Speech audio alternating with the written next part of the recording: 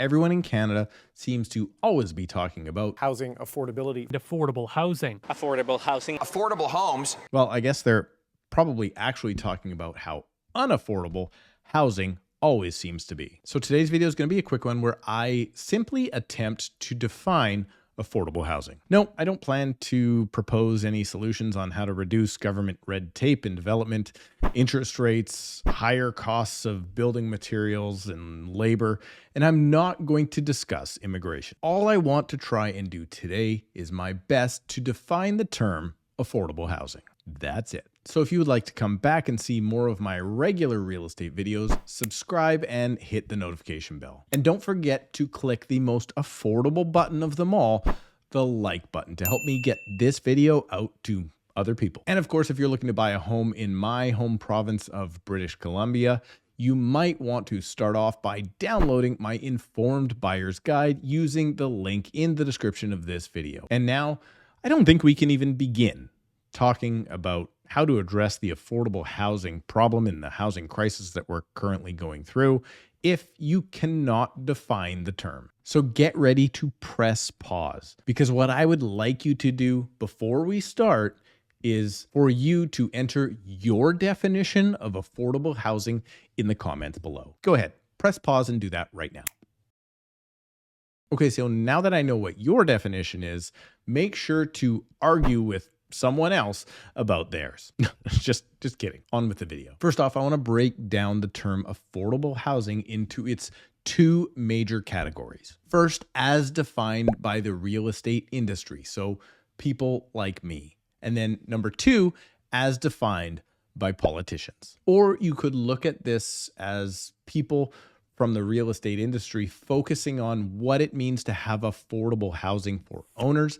And then politicians, well, they tend to focus on what it means to have roofs over anybody's head. So often that translates into what affordable housing is for renters. So let's start off with the one that I think I know best, defining affordable housing for people that own real estate, or more specifically, own their own principal residences. And the definition that I can best come up with when someone is buying a home is something like this. Affordable housing is owning a property, meaning that my name is on the title, probably along with a mortgage, and getting what I want within my current budget. And after thinking about this quite a bit, I think this is a very fair assessment. Owners, because they own, want to see their dreams in this home. If they want a yard for the kids, they expect to get it. If they want a garage for their quad or hot rod or third car, they expect it. Or that, who knows, that could be wanting a pool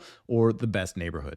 But whatever it is that they want to get all of it. And if that fits within their current budget, meaning that they might not like the payments, but if they can afford the payments and they get what they want, I think that it would be reasonable that most home buyers would be happy with that and that they would consider that affordable. So what is it then that homeowners might overlook? Well, the fact that there's a very good chance they will likely make more money in the future than they do now. Most people don't end up with their best job when they are young and then a worse job when they are older. So ideally, if you are a young buyer, you may want to consider stretching your budget, knowing that in the future, you will have a greater income. And this obviously means that if they don't get all of those things that they want, they will then tend to think that likely the property that they are buying, or at least the one they really want, is unaffordable. We find this happens often when someone comes from, say, Calgary to my market of Surrey. They sold their detached home in Calgary for, say,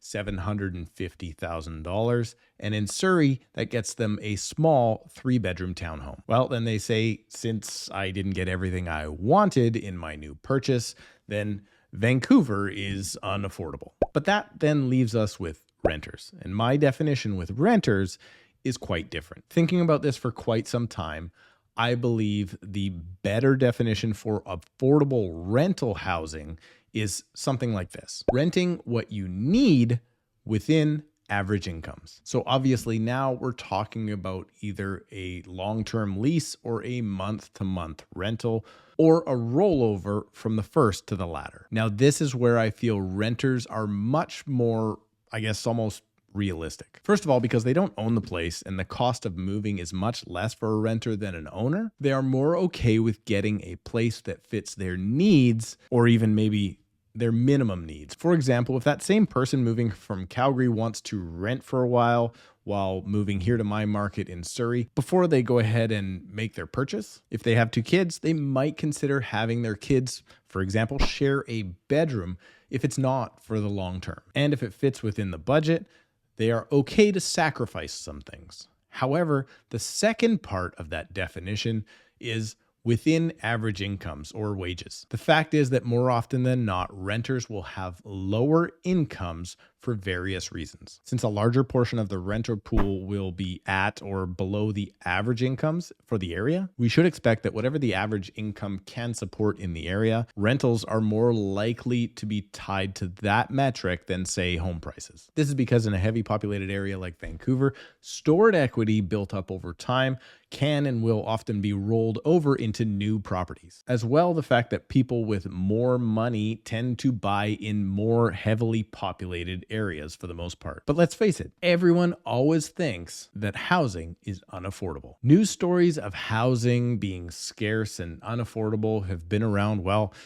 as long as probably the news has been around. The narrative will likely never change. And in fact, there is an argument that the slow building starts and ever increasing immigration that they were reporting on even way back in the 50s, 60s, 70s, and 80s has led to today's unaffordable housing costs, which many people think cannot get more expensive. And I'm almost positive that when we look back on silly videos like this one in 20 years, that generation that feels like the market is too unaffordable then will be wishing that they could buy at today's prices. Just like we all wish that we could go back to 1981 and buy then. I mean, today, who wouldn't have looked back and been a willing buyer at the peak of the market before it crashed back then? Thank you for sharing your definitions of affordable housing in the comments. Let me know what you think of mine, and then subscribe, click the like button, and check back in a few days for another video.